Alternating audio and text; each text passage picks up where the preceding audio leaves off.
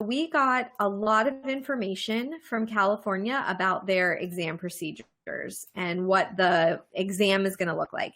I thought this was really helpful. So if you are in California, they're going to do exactly what we were thinking in terms of the schedule. So it will be day one will be the 5 1-hour essay questions with a 1-hour lunch break in between. So that's it. Day one is only the California hour-long essays. Then day two will have the 100 multiple choice questions in the morning, 2 50-question sessions, then a break, and then the 90-minute performance test in the afternoon. So that and on those, let me just say on those multiple choice, it's a 90-minute session break and then a 90-minute session, right? Yeah. Okay. Mm-hmm. So for that, I know we had a question about it last week and we said we're assuming, now we can confirm, if you're taking the attorney's exam, you do have to do both days now. You will not have to do the morning of the second day because you don't need to do the multiple choice, but there will be writing components on day one and day two.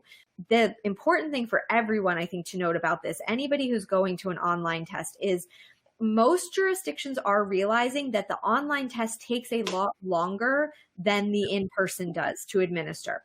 So that's why you see like California saying, we're going to do 5 essay questions over an entire day with nothing else in there. You've got a lot of jurisdictions have contracted the number of essays that they're giving because there are timing concerns. California will be doing the 15-minute break between each essay. So you are not allowed to leave your webcam during test time. So that means you need to stay there. You're going to do an hour test. Then your webcam goes off. You get 15 minutes after each one, except for, of course, when you get the hour-long lunch break.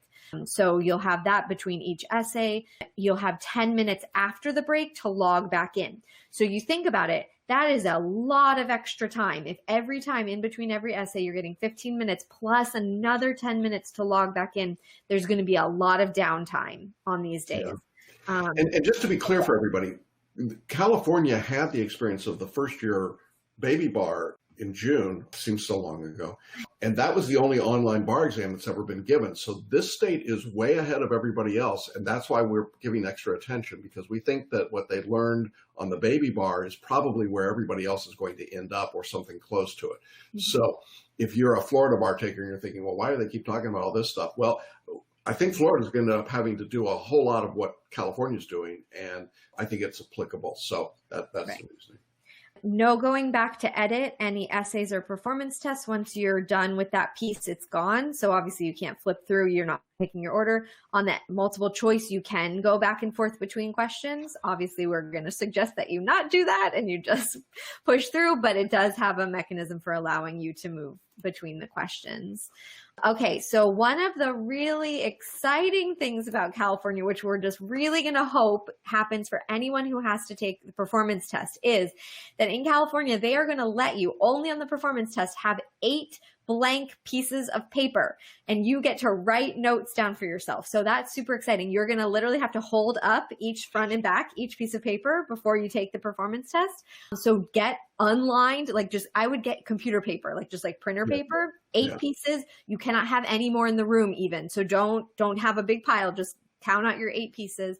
But that's super exciting because I know Jackson's been ringing the alarm bell about performance tests online and how in the world are we supposed to do this? This should help. Yeah, I think it will help. I think it's kind of weird to think, hold up my sheet of paper and then flip it, and so.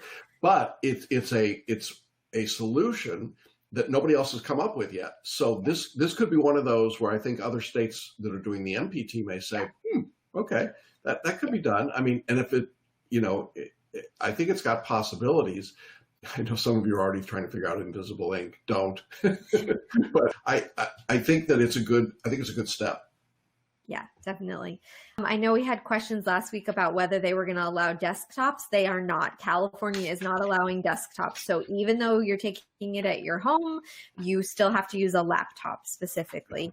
And you only can have 1 monitor. So no, you can't set it up so you've got 2. I know that would be nice. My assumption is it's probably a big concern about fairness, that I think you would be at a huge advantage if you had 2 screens. And so they haven't said that. And why. yeah, and I know some of you have these massive screens that you've hooked up to your laptops that you can't do that. Some of you have vision problems, some of us older people, and you want a bigger screen. You can't do that either. If you think you need a bigger screen and you can't work on a laptop, you need to apply for accommodations now, because it is a regular standard laptop. Now, there are different size laptops to be sure, but I'm using a MacBook Pro at 15 inches. That's probably about as big as a laptop screen is going to get for you. So be careful about this and be aware of it. It's a big change. One good thing that I think they learned from the baby bar examination online is they have said you will not be penalized if you lose internet connectivity during the actual exam.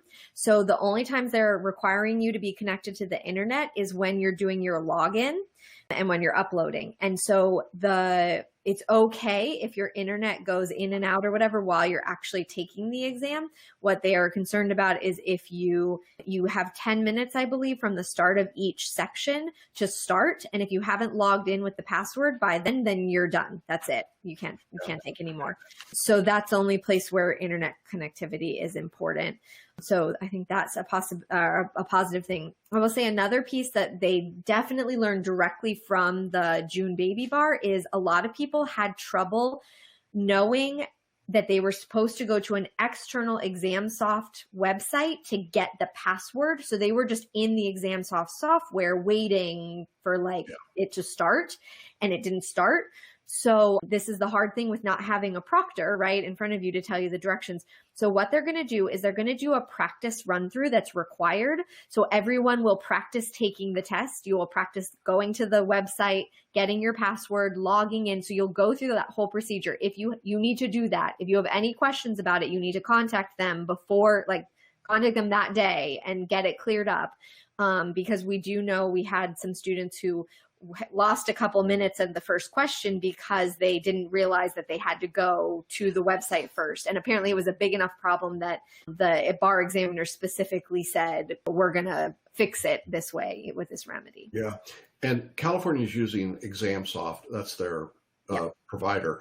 Other states like Florida are using ILG, which we're not familiar with. So the process may be different. And so you want to be really diligent about following up and making sure that what the rules are in your jurisdiction, how they're doing it. I'm not sure that each of these software companies will be doing things the same way, or that the monitors even will be doing things the same way. So be aware of that. Yes.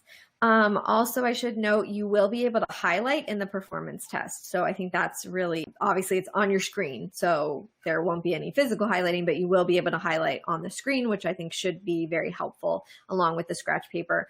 Maureen said they could let you print the file in the library. That's not going to happen. I don't think that's going to happen anywhere. There's too big of a concern with not everyone has access to a printer and paper and ink and all that. So they just won't be able, because you would have to have it on site with you in that specific room, and there's just too many fairness issues with that. So I would not expect that anywhere, that they're going to allow you to print out a performance test.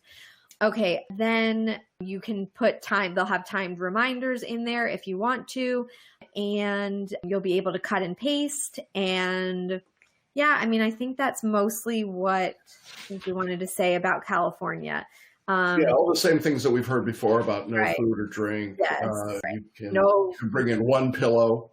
Right. With no pillowcase on it. No cell phones. I mean, it's just going to be tough. No question. It is. But I think this is probably the best. I will say with California, something you do need to know is that they are not going to release the scores until mid-January 2020. So I know then you're practically in the February exam, and then the answer files won't be released until up to 4 weeks after that point. So if you are unsuccessful on this one, I don't know. We're talking about certainly not going to Tuesday and Wednesday of February. That's right. Yeah, exactly. So and Anur asked, will you be able to copy and paste? Anur, so far the software where the states where they've talked about that, yes, you would be able to copy and paste your notes. Oh, that's good. Jen asked, You cannot copy and paste. I don't believe you're going to be able to copy and paste from the performance test, but you should not need to because you're not copying, right? Like this is my writing coaching coming out. You are not copying no matter what, word for word. You're not copying words from the performance test into your booklet. You're putting everything in your own words anyway. But yes, you can copy and paste from your notes. So if you write the notes up on the screen, it has like a note taking part. You can copy and paste from that. And let me just say, before we get to the October 5th and 6th exam, we will know more about all of this, and we will do some additional training for our students on performance tests. It's just too early to do it because we just don't know enough about how they're going to set it up. Some states may go to 3 screens, 3 divisions of your screen. Some are going to 2.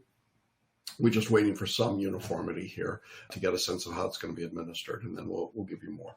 For now, do your practicing online. That's the most important thing I would tell you. Definitely. And California is saying that they will allow you to, they're going to require you to do the mock exam, they're calling it, because they'll take your picture then for the actual exam day then as well. But also they're going to put past performance tests and essays for California in the software beforehand. So you can literally practice taking with real questions. So I would highly recommend that. You don't need to do that now. When we get closer to October, I would use some of those. Certainly practice online now on your own, but then when you get closer, you can practice within the software using real questions. So they'd be the same ones that we've got in our books, but actually already plugged into the software for you. So I think that will be really helpful as well. So yeah. Yes. And if you can't do the exam online, there are some accommodation requests and in person, and it's fairly detailed. I don't think we need to go through that here,